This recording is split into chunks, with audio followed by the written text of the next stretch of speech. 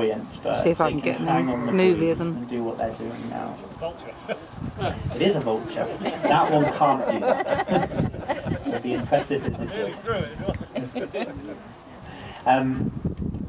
There's Mindy. She's a beautiful kite.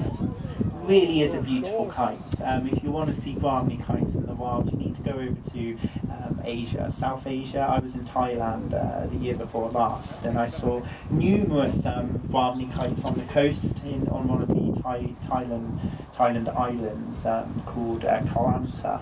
There was Brahmi kites everywhere, just fishing out of the sea. It's beautiful. She sat on each strand again. And it's quite often to see them with another species of bird of prey called the white-bellied sea eagle, which look very similar to her, but eagle version.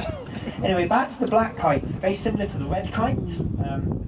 I would be surprised if we don't see a red kite drifting over us at some point. The red kite is the indigenous kite to our country. We don't see black kites over here solely because the red kites are here. Black kites are the continental equivalent. In fact, black kites you can find them pretty much across the whole of the world, and there's many different subspecies of them as well. Black kites are a bit smaller, and one thing the red kite has is forked tail, whereas a black kite doesn't really have that.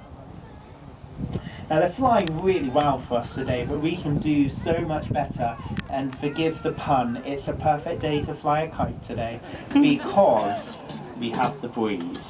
And